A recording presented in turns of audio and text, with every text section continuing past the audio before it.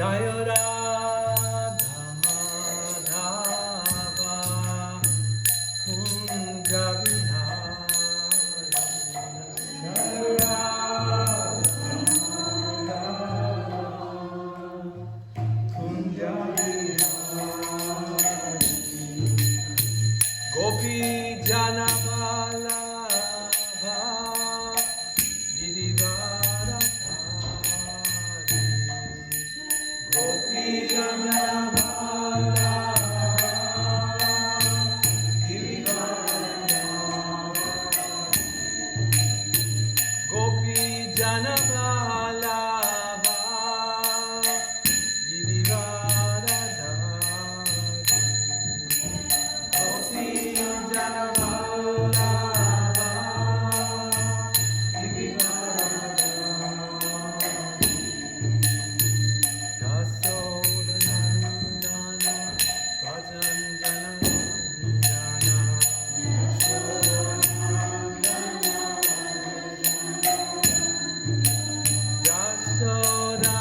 Dasodanandana Bhajan Jana Jana.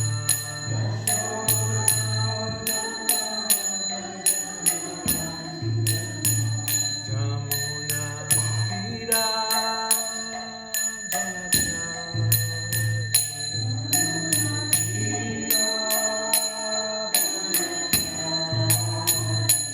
Jamuna Tira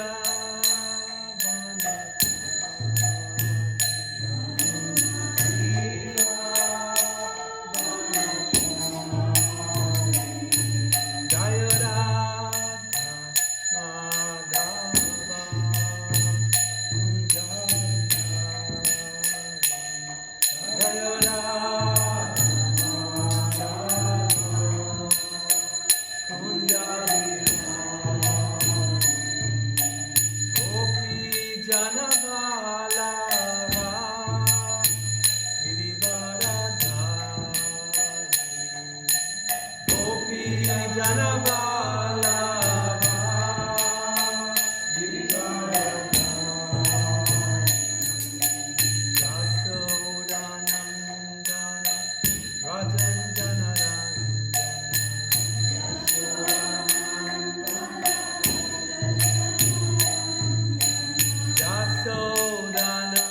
Dasodanandana Bhajan Jana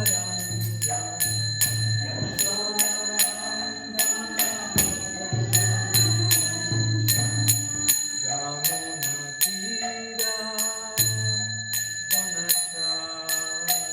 Jamuna Tira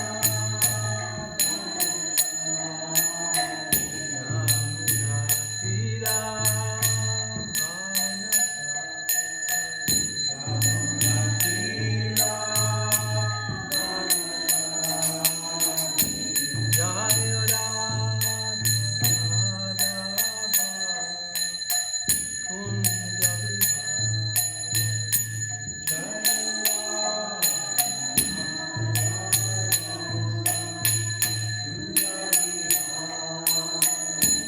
Jaya Radha Madhava Kunja Vihari. Jaya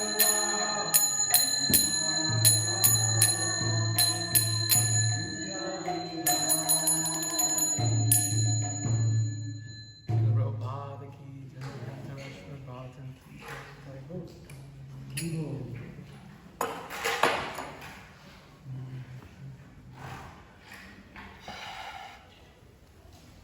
Om Namo Bhagavate Vasudevaya. Om Namo Bhagavate Vasudevaya. Om Namo Bhagavate Vasudevaya. Om Namo Bhagavate Vasudevaya. Om Namo Bhagavate Vasudevaya. Om Namo Bhagavate Vasudevaya. When I arrived in Mayapur for the first time, long time back, someone said, and that's a legend that goes on. Maybe you heard it. That Radharani doesn't like technology. You know, when Krishna went to Kurukshetra and other places, she She didn't like the sophistication. So in Vrindavan, everything is very simple. So maybe it's a speculation that people say so. But it always happens, right? Mayapur always. The light goes off, and the phones don't work. And what to speak if you want to use PowerPoints and things like that? Or, you know. So anyway, so every time these sort of things happen. I think in every ISKCON temple, something always goes wrong with the mics. Okay, so we're reading Srimad Bhagavatam, third chapter, third canto, third chapter, titled The Lord's Pastimes Out of Vrindavan, text number 3. Samahutta Vishmaka Kananyaye. Samahutta Vishmaka Kanyaye. Samahutta Vishmaka Kanyaye. Samahutta Vishmaka Kanyaye. Shriya Saranena Urusha Jaisham. Shriya Savarnena Urusha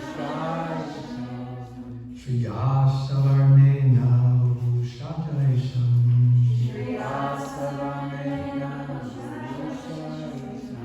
Gandharva Vritya Nishata Swabhagam. Gandharva Vritya Nishatam Swabhagam.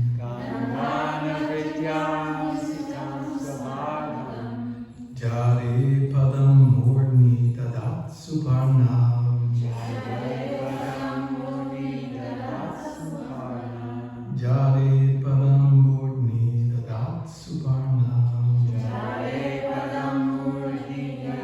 Suparnam.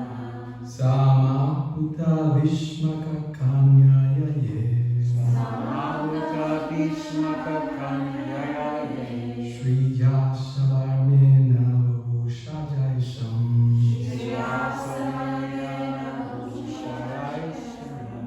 Gandharva Vritya Nishatam Swabhagam.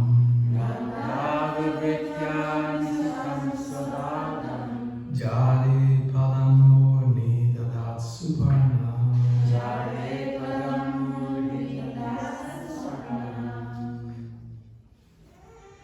Samahutta. Invited. Vishmaka. Of King Vishmaka. Kanyaya. By the daughter. Yea. All those. Shriya. Fortune. Savarnena. By a similar sequence. Bubhushaya. Expecting to be so. Esham. Of them. Gandharva. In marrying. Britya. By such a custom. Nishatam. Carrying so. Swabhagam. Own share. Jare. Took away. Padam. Feet. Murni. On the head. Dadat. Place. Suparnaha. Garuda. Translation.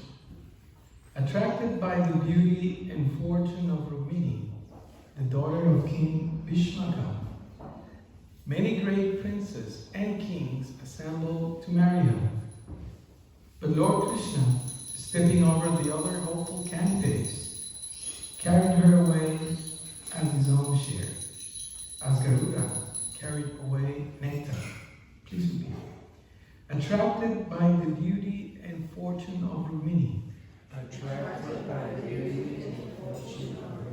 the daughter of King Bhishmaka, many great princes and kings assembled to marry her. But Lord Krishna is stepping over the other hopeful candidates, carried her away as his own share, as Garuda carried away nectar. as Garuda carried away nectar.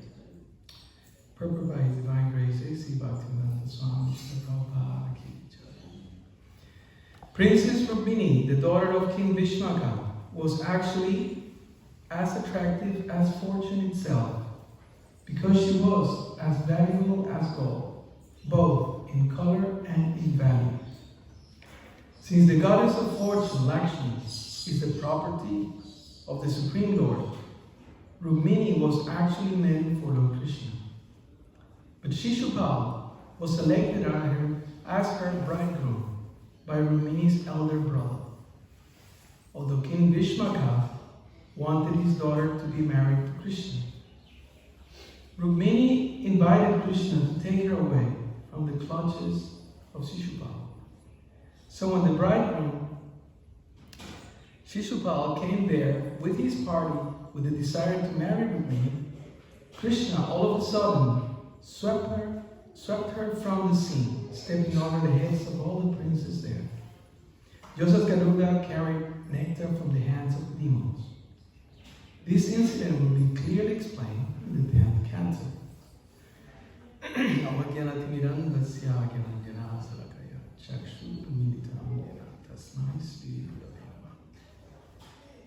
Namo Vishnu Padaya Krishna Vistaya Bhutale Srimate Bhaktivedanta Swami Namaste Saraswati Deve Gauravani Pacharine Nirvisesha Srimati Paschita Desha Anchaka Tarubhyascha Kripasnidhya Vacharapatitanam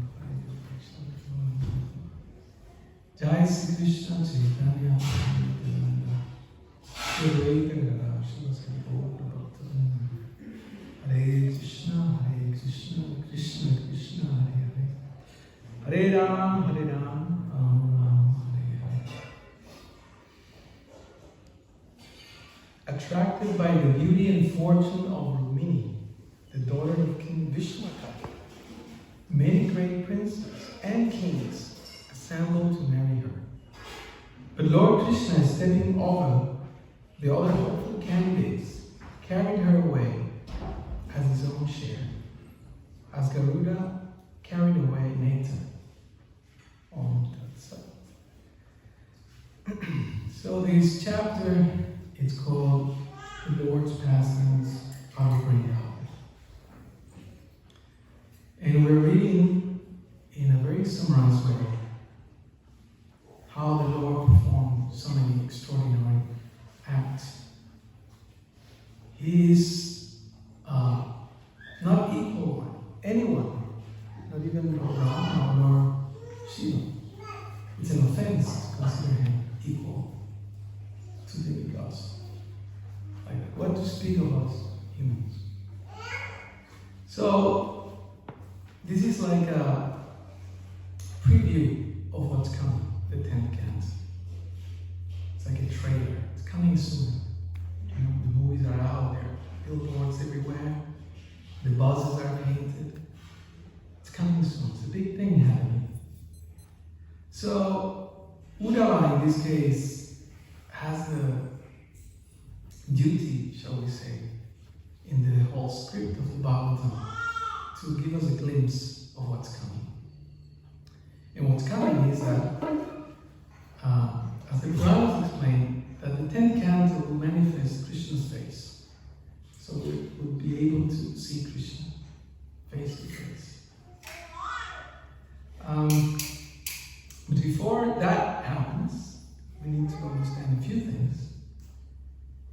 Because, of course, those who have a devotional mentality or have developed a devotional mentality accept these things, and it's enjoyable for devotees. However, we have to be mindful that these things may sound, how can we say, contradictory to the normal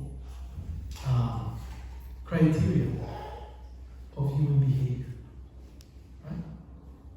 So basically, the Bhagavatam presents Krishna. That's what Srimad Bhagavatam, the beautiful stories about Bhagavan. described early in the Bhagavatam itself. Two elements that we need to understand Krishna. It's Bhagavatam, the book, and Bhagavat, the devotee. These are two important things. And therefore, Uddhava, as the Bhagavat devotee, is presenting Krishna. Without the Bhagavatam, without the Bhagavat devotee, this is Chaitanya Mahaprabhu, Chaitanya Charitamrita, he explains this. That there is the book Bhagavatam and there is the devotee Bhagavat. And the devotee Bhagavat explains or teaches us or exemplifies the way by which we can relish what is described in the Bhagavatam. And what is described in the Bhagavatam? Krishna Bhakti. So, if we can step back a little and analyze, first of all, who is Krishna? Somebody stops you and sees you with I notice here in Maulumba, everywhere you go, always you find something that says Hare Krishna, Hare Bol, Prabhu, something, right? Everywhere. Right? Go to the supermarket, sometimes you're just walking, chanting somewhere, So it's very nice, because we have been here for a long, long time, right? Meaning the program, the temple, the farm. So if somebody asks you, who is Krishna? Right? What would you say?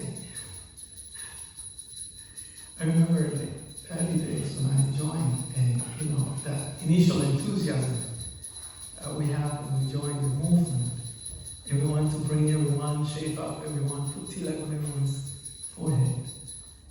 And we were so enthusiastic. I remember once one of my sisters came to the temple. And she asked me, I remember, like seriously, what is Krishna consciousness?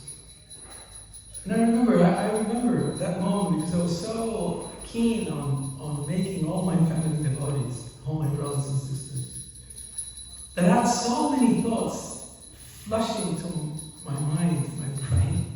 So many thoughts. Where do I start? Do you have that experience? Where do I start? What do I tell her? So many things. Prabhupada explains, I just read a few days ago. And Prabhupada says that we always have to start explaining people who they are. And who are they not? We're not the body, we're the soul.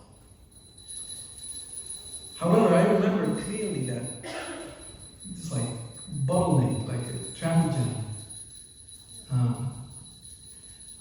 I was just thinking, where do I go? Like, where do I start? Tell them Krishna is, the Supreme Personality of God, and he's blue in color, and he plays the flute, and he's a thief. Here is one of his characteristics. He's ranchor. Chor, you know what chor means? Chor means? Huh? Thief. Chor. In Spanish, in some countries also, we say chor. Chor means thief. Coincidentally. So Krishna is a celebrated thief. And we are worshiping there. And he loves to steal things. He steals butter, right? And now he's stealing Rukmini, right? And the devotee is, Haribol. How people, but they don't know who they are. What to speak if there is God? And how can we tell them these things? So it's good to have a context. It's good to have a perspective. The basic question is, who's God? And that question is answered basically, or in an essential manner, in Bhagavad Gita. Bhagavad Gita is the perfect structure for the living entity to start his or her path of self-realization. Therefore, Bhagavad Gita is crucial. In the Bhagavad Gita, the first section talks about us, what we need to do, learn, feel,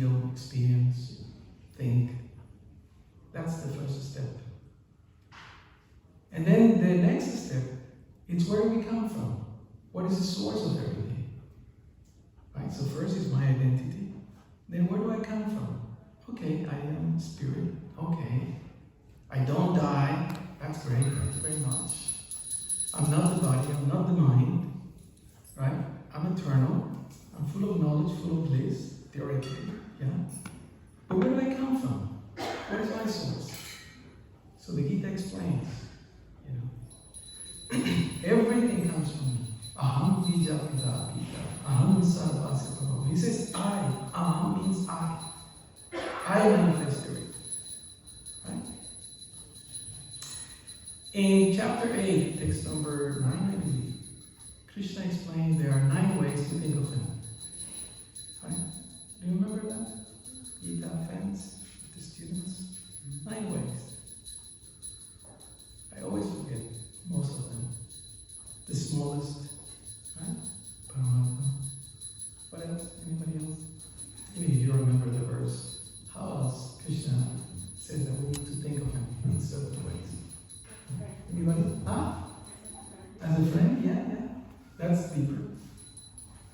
The oldest, right? The oldest. The controller of everything. Like that. Brilliant. And Prabhupada translate, and always a person. Always a person. Right? So Krishna explains how we can think of him, how we can meditate on him.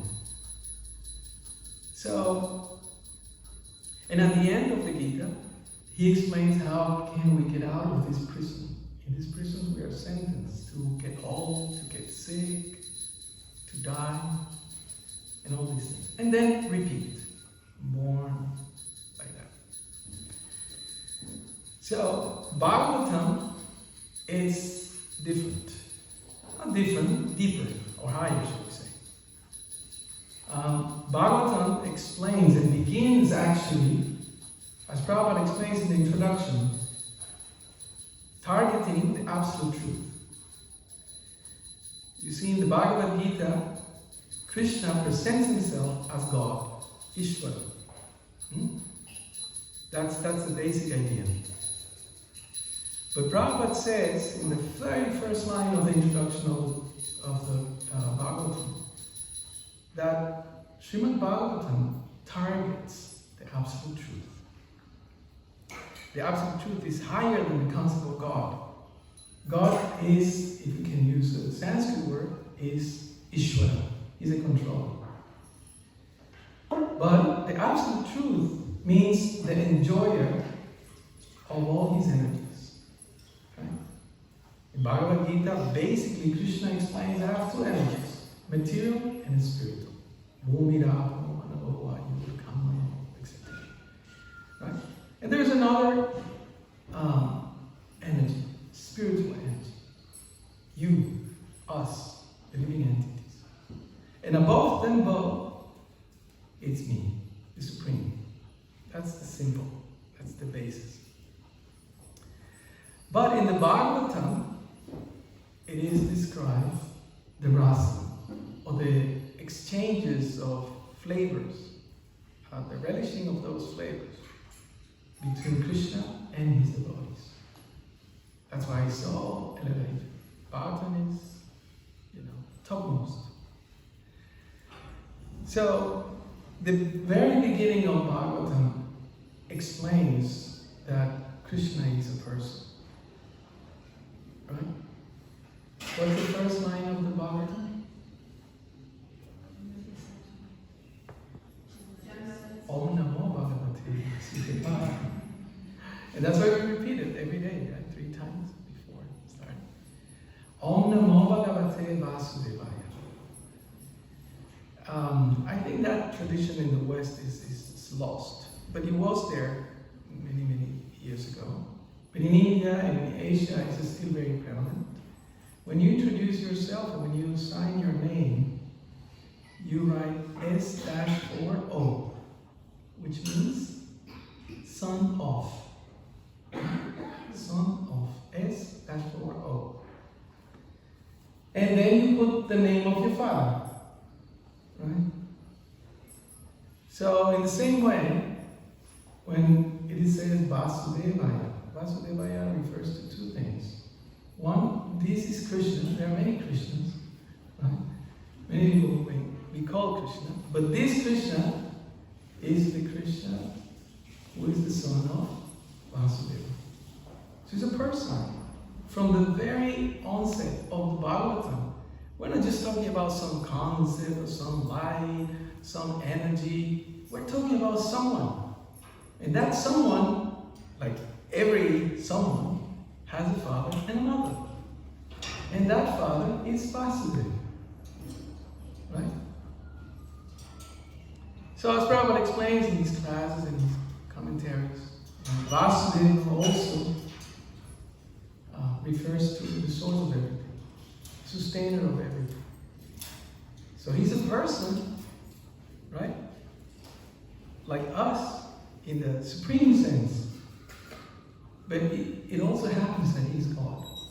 And he controls everything. And he's the source of everything. And he maintains everything. And he enjoys everything, right? We know these verses, right? Bhoktaram Jagatata Sarvalokam Chapter 5, text 29, Peace Formula, that's there. So, from the very beginning, the Bhagavatam introduces Krishna, saying, we're going to talk about this person who has a father, who has a mother, right? Vasudeva. And he's a thief. He's a thief. Right? So, then the line, or we may say the second line of Bhagavatam, Janmadi Asyayato Maya Itaratas Chatisu Abhigya. He's cognizant of everything.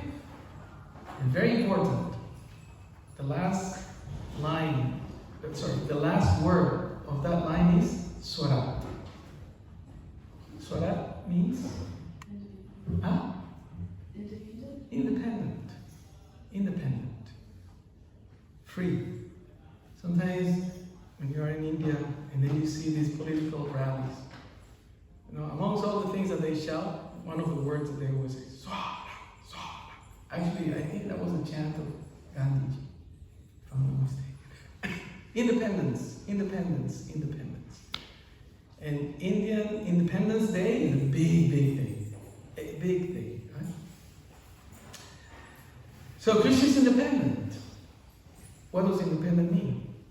I can do whatever I want, right?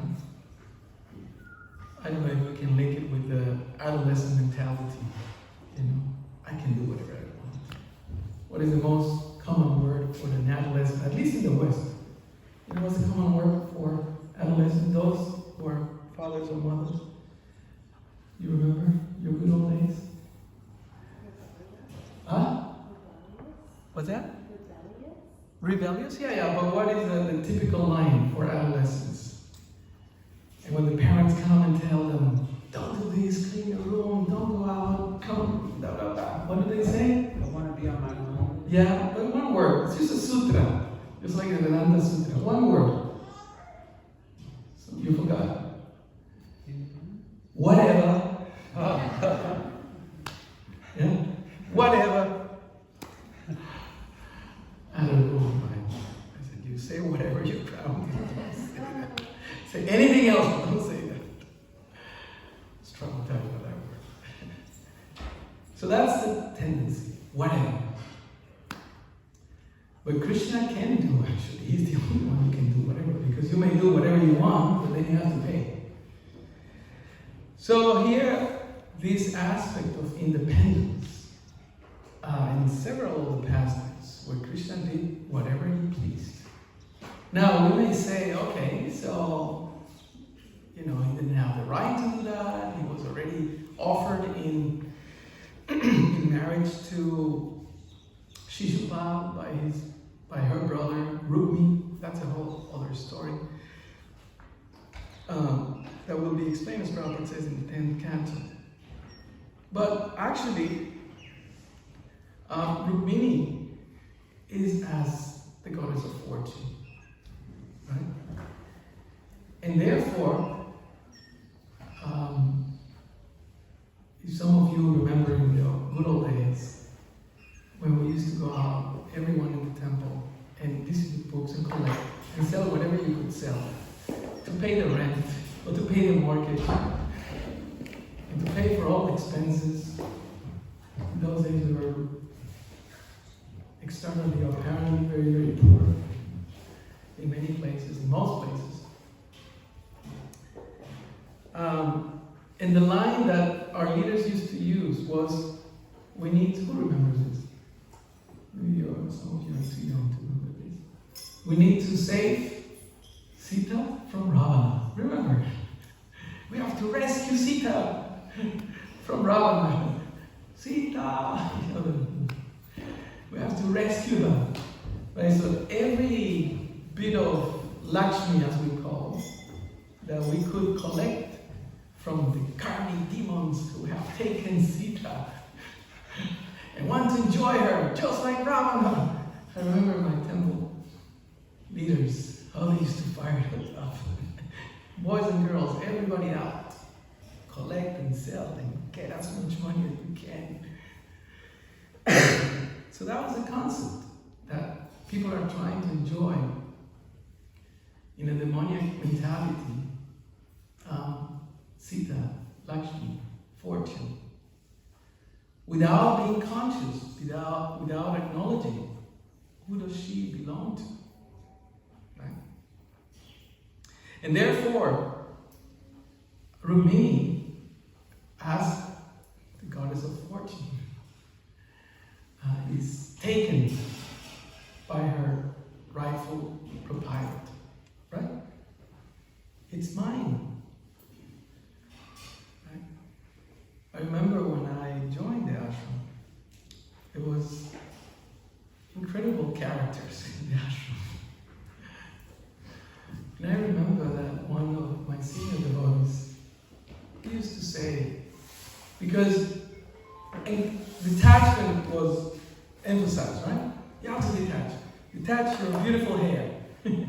Detach your blue jeans. Detach yourself from any money that you may have. That was the point, right? And I remember one devotee, and I was like, I really have to give up this, that, you know. And one devotee said, what are you really detaching yourself from? You came naked and you're going empty-handed. What do you really have? What do you make of this dirty hair anyway? Or these dirty pants? Or this super t-shirt that I love? You know, it's just nothing. I mean, you're given all these things.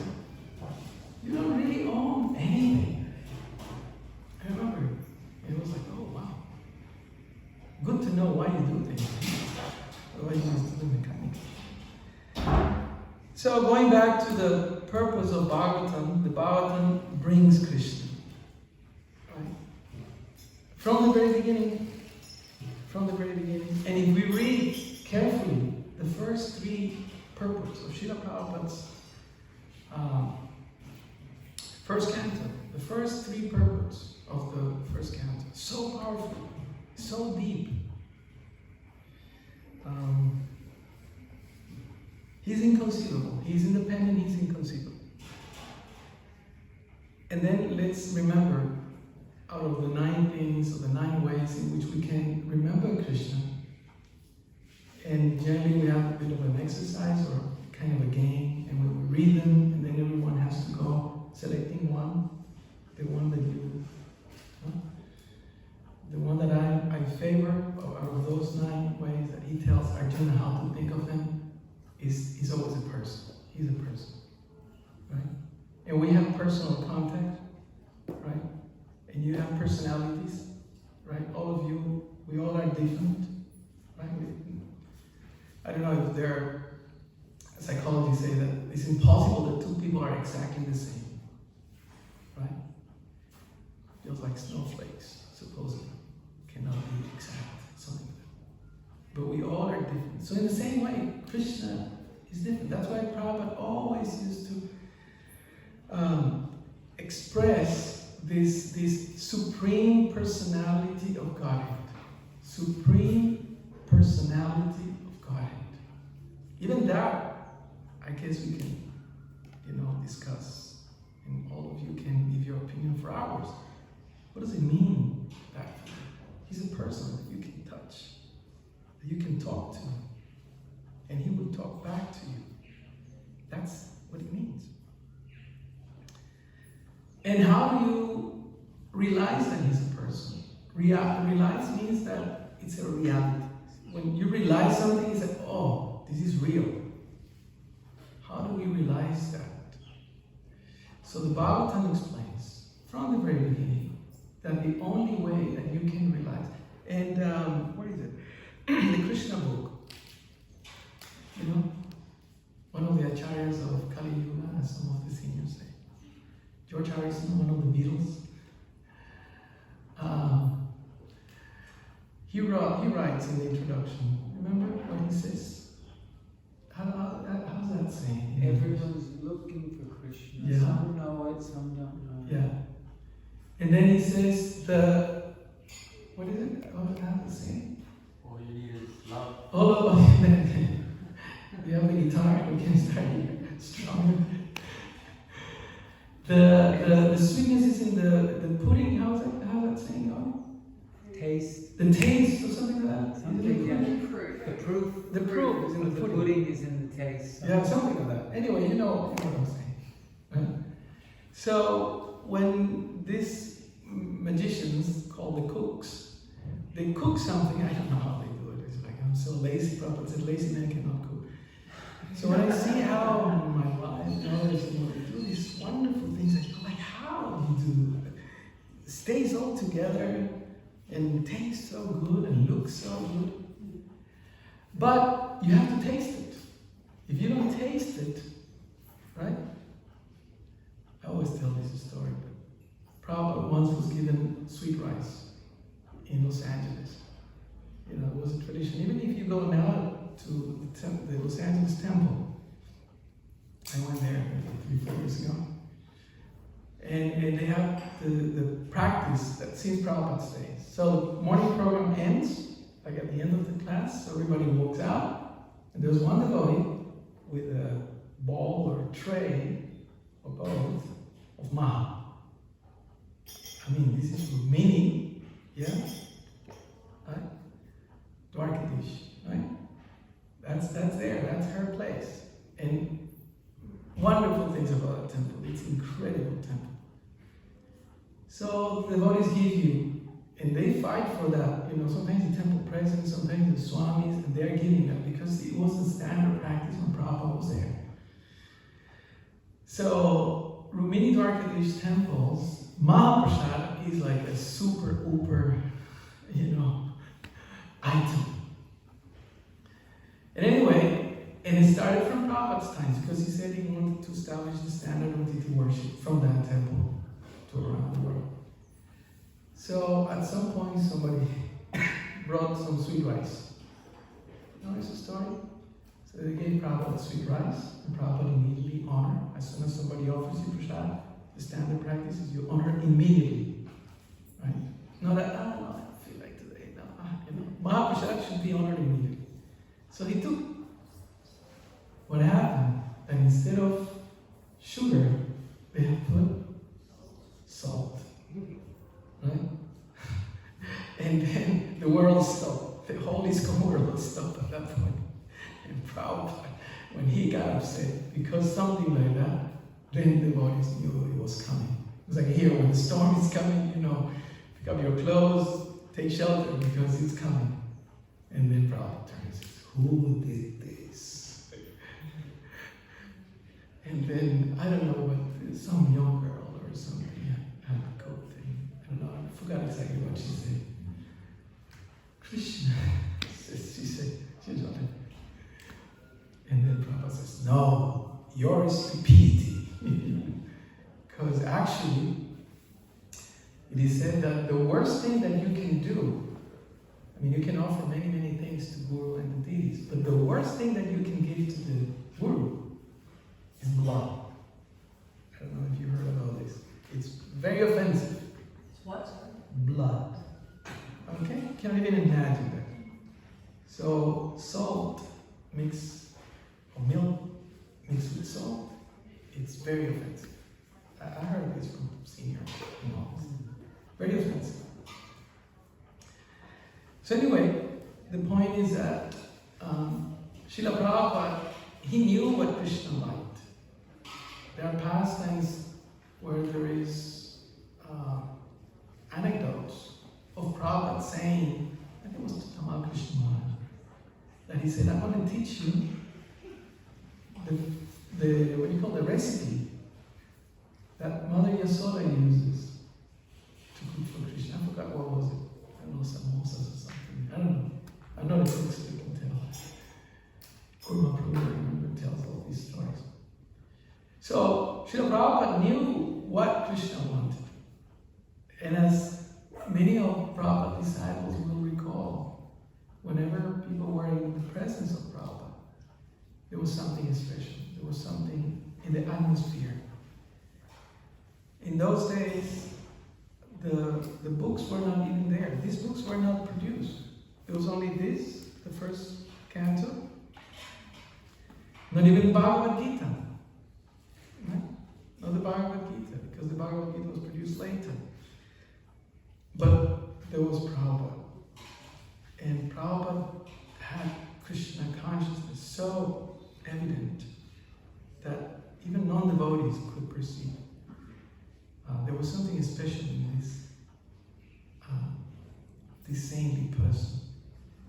I don't know if some of you saw the interview with Sally Agarwal. You know, Sally Agarwal is the lady that sponsored the visa for Prabhupada to go to America. And she was in New Vrindavan a few days ago. And then I heard the recording, and it was amazing. I mean, she was a devotee, you know. The way that Prabhupada dealt with her and the way that he wrote letters, very like a father, right? Incredible, incredible. And this person's life has been transformed because she was in contact with Srila Prabhupada for a few days. The point is, Krishna is a person. And the only way we can realize that is by having a personal relationship with Him.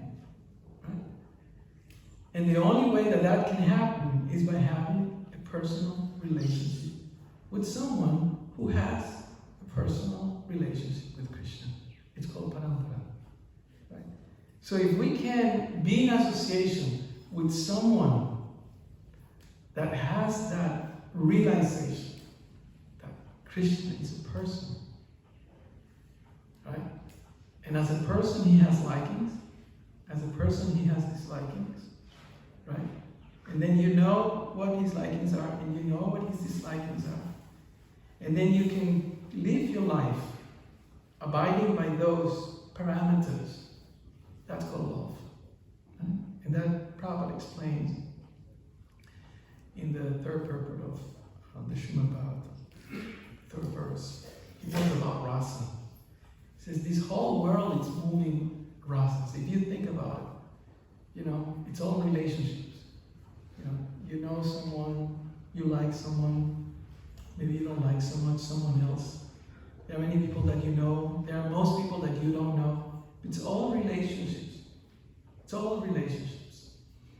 And then how can we say, if all our life is based on relationships, that we come from someone who has no relationships? Doesn't make sense. Right? Doesn't make sense. Our source is full of relationships. It's called rasas. Prabhupada explains. Right?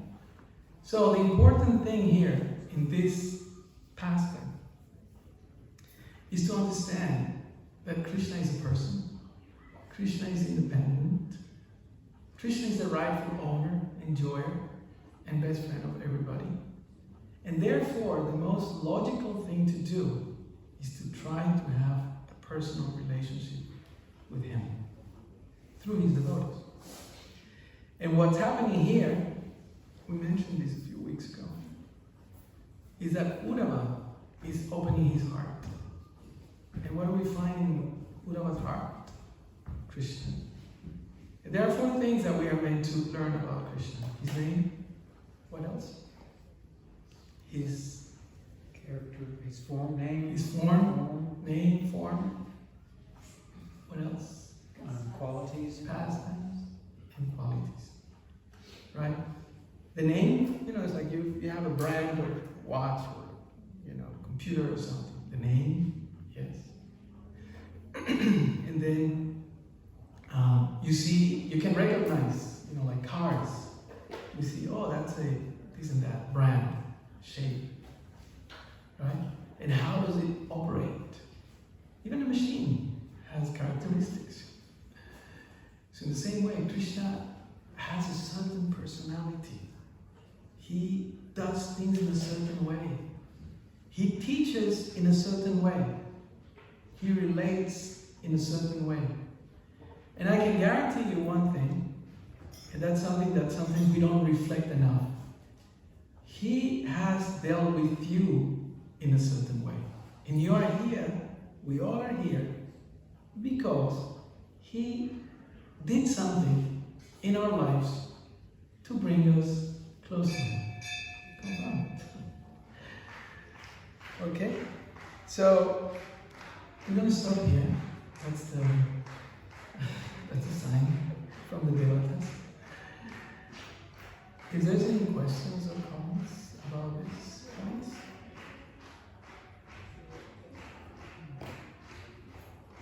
I don't know, it's some mystical thing, but it's just like before 8 and all of a sudden it's 8:30. What happened? It's like, where did time go? Prabhupada says that in the spiritual world, time is conspicuous by its absence. That means that, like devotees, when I read that, I asked devotees, how can I understand that statement? It's conspicuous by its absence. And then when the devotee explained this, I'll never forget it. Most philosophical example ever given to me.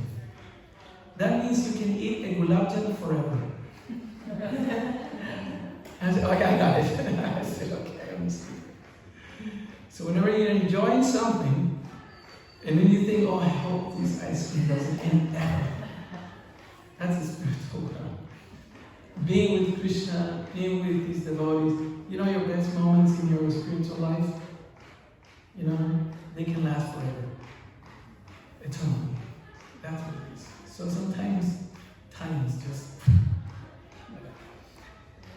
Any questions? Any comments about this? What can we speak about? Just wanted to share one last thing before we head off.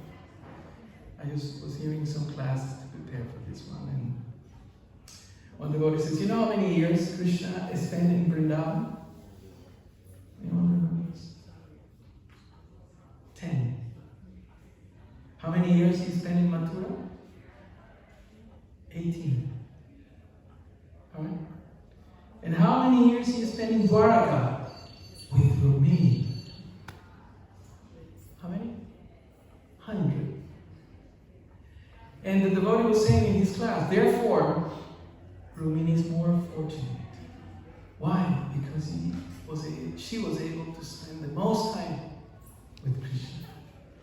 However, Prabhupada explains, that was the highest level of bhakti, separation. And the gopis, although they were separated, every instant of their lives, even the blinking, they will curse the Creator, Lord Brahma. Why you make us blink? Because all the time they were seeing Krishna, although Krishna wasn't there. That is Krishna consciousness, as Prabhupada said. That apparently Krishna is not here in this material world, he's here in the form of the deity. You go out in so many places, most places, you don't see Krishna. But for the gopis, the gopi mentality is that Krishna is everywhere. But they don't even want to, blink. Because then they cannot see Krishna. Where is Krishna? Where is Krishna? That's bhakti. Okay. Srila Prabhupada